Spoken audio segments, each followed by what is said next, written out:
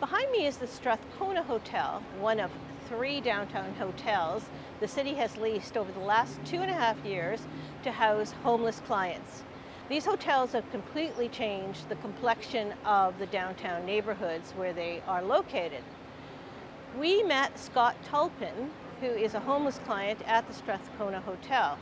The 31-year-old man works for a living, which appears to be a rarity in the homeless population of Toronto. Now you work, but you're still living in the hotel shelter system. Yeah. Why is that?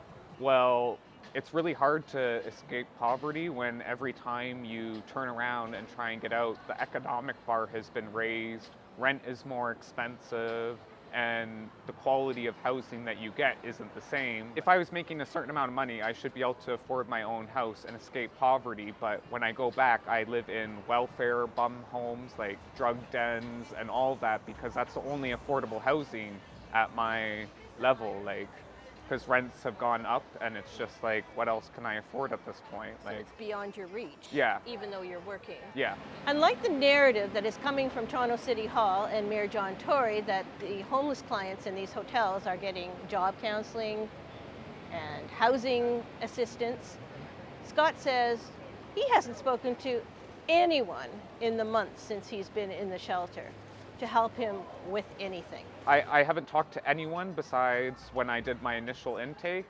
and it's really bizarre because back in the day you would have a whole plan of care where your social worker would talk to you about your employment goals, your education goals, the health care you needed, mental health resources, and all these other things.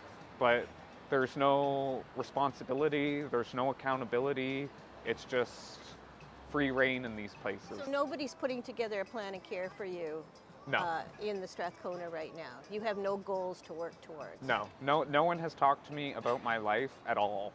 I just wake up in the morning, go to work, come back, my meals are set in my room, and that's it. Scott spoke of the rampant drug dealing in the 2 shelters where he has been located, the Delta Hotel and this one behind me, and the fact that there are absolutely no consequences for bad behavior. The Delta is by far worse than the Strathcona where I'm staying right now. You had people of all ages, some 15 years old and in the care of Children's Aid, and they'd be living and housed co-ed with people who are 50 years old, criminal record, alcoholics, drug addicts. It was all there. I witnessed sexual assaults, I witnessed physical assaults. It was just unbelievable. I'd walk down the hallways and people would be like, "Do you want to buy drugs?" And this is just me trying to access my room. I don't know these people, and here they are soliciting drugs. Hey, I actually changed my mind. Is there anything I can get for $5? The staff kept me up all night last night and I need something to just pick me up. Come in. Smoke it or shoot it? Oh, I'm just gonna smash it and sniff it. You gonna smash it? Well, I don't know the technical terms. I don't usually do this stuff. I only did it back in my younger years. Okay, thanks. That's a good amount.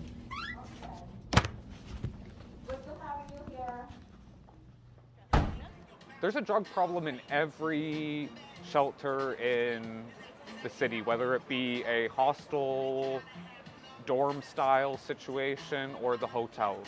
And I would say sometimes in the hotels it's even worse because you can go hide in your room in the shelter, but you can't do that in a dorm style.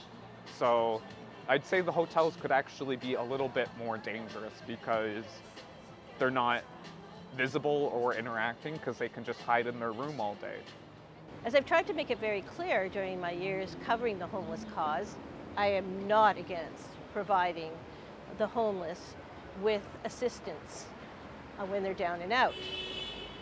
What I've found though in my travels is that a huge amount of money is being poured into what has become an industry that provides the homeless with a handout, but not a hand up. Well, they give you supports, there's just no accountability. You can give someone food, you can give them clothing, you can give them hygiene, You can give them all the resources they need. The city will even give people cell phones so that they aren't as isolated and can talk to their probation officer or maybe get a job interview, but So they give free cell phones to homeless yeah, residents as well. yeah. Basically all that stuff that they're providing, it's just free stuff. They don't actually counsel anyone properly. There's no... That's what I meant. Do Yeah. they counsel? Do they give them any mental health counseling, any employment counseling? Nothing. No, nothing. You're working. Are there others who are working? I have not met a single person that works there. And in fact, in my homeless stint, I've only met one other person, well, two actually, that have had employment, but it's like a needle in a haystack. Like there's no motivation for anyone to work, because why would you work when you can maintain your addiction and be provided housing and food and all these other things? I'm not saying that we shouldn't provide people with these things, but there's also the accountability aspect that is gravely neglected in all of these situations. You had this theory about work first versus homes first. Explain that to me. Well, homes first is the idea that they should focus on housing and get someone housed before they even address any of the other problems that that person may be experiencing. And it's a great idea because it sounds great, like get these people housing, that's going to help them. But first of all, you don't want to just throw someone who is experiencing addiction and mental health issues into a house on their own where they're going to have even less interaction with the outside world and community. And on top of that, you should be focusing on work first, because once you start working, you can afford housing, at least in an ideal economy.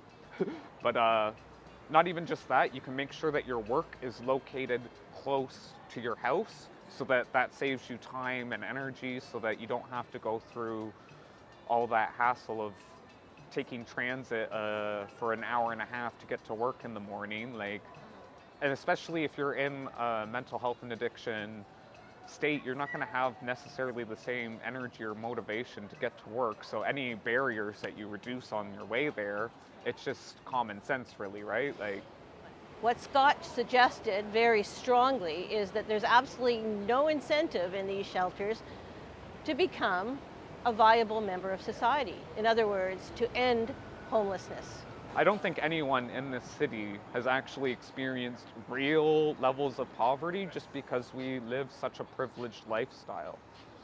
Are you talking about homeless people or people beyond being People homeless? in general, our modern life is so convenient, and there's not as many challenges as back in the day where you would have to break your back just to have 3 square meals a day and a roof over your head.